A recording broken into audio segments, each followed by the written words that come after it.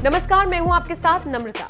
Myanmar में सेना ने तख्ता पलट कर दिया है और सेना ने सत्ता संभाल ली है और लोकतांत्रिक तरीके से सत्ता में आई आंग सांग सू की को जेल में डाल दिया गया है और पूरी दुनिया की नजर म्यांमार पर है।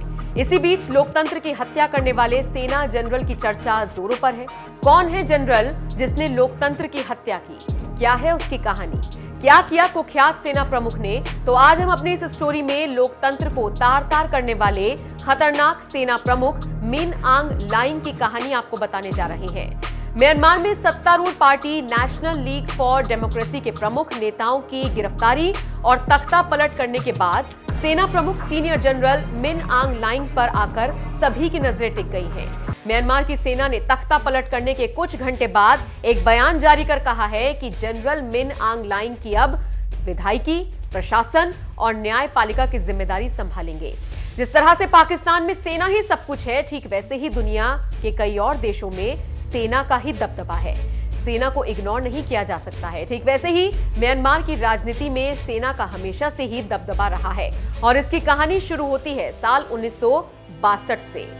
साल 1962 में सेना ने तख्ता पलट के बाद से ही देश पर करीब 50 सालों तक खुले रूप से सत्ता संभाली और राज किया। म्यांमार में लोकतांत्रिक व्यवस्था की मांग तेज होने पर साल 2008 में सेना ही नया संविधान लेकर आई।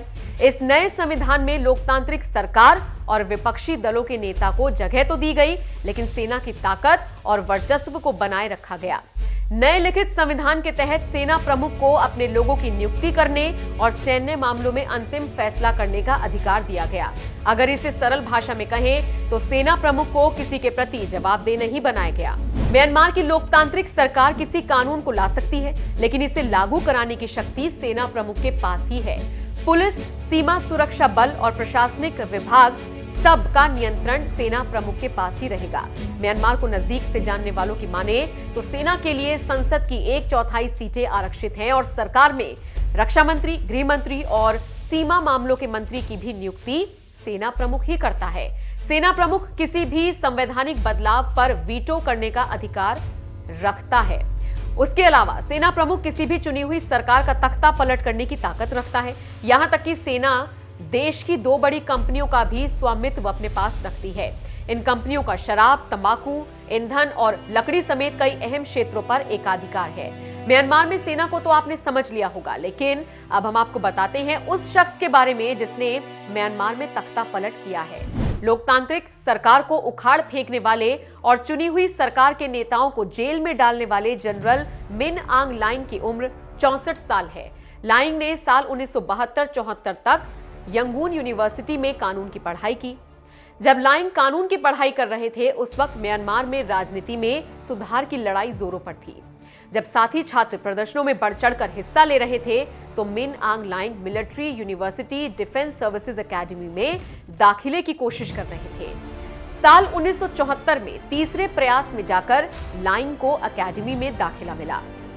डीएसए एकेडमी में लाइंग के साथ पढ़े एक छात्र की माने तो लाइंग एक औसत दर्जे का कैडेट था। लाइंग बेहद धीमी गति से लेकिन लगातार तरक्की कर रहे थे। लाइंग के साथ ही उनके मिडिल रैंक से म्यांमार के सेना प्रमुख बनने के सफर पर भी हैरान हैं। मिन आंग लाइंग 30 मार्च 2011 को सेना प्रमुख बने। इस दौरान म्यांमार लोकतंत्र की तरफ कदम आगे बढ़ा रहा था। मिन आंग लाइंग ने सेना में आने के बाद ज्यादातर समय म्यांमार की पूर्वी सीमा पर विद्रोहियों से लड़ाई में बिताया।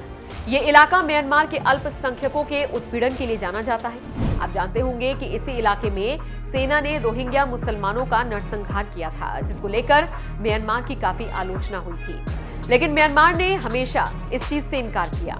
साल 2009 में मिन आंग लाइंग ने म्यांमार चीनी सीमा पर कोंगकांग विशेष क्षेत्र में सशस्त्र गुटों के खिलाफ जो ऑपरेशन चलाया, उससे वो सुर्खियों में आ गए। लाइंग ने सिर्फ 1 हफ्ते के अंदर इस ऑपरेशन को सफलतापूर्वक अंजाम दिया और सीमाई इलाके से विद्रोहियों को खदेड़ दिया।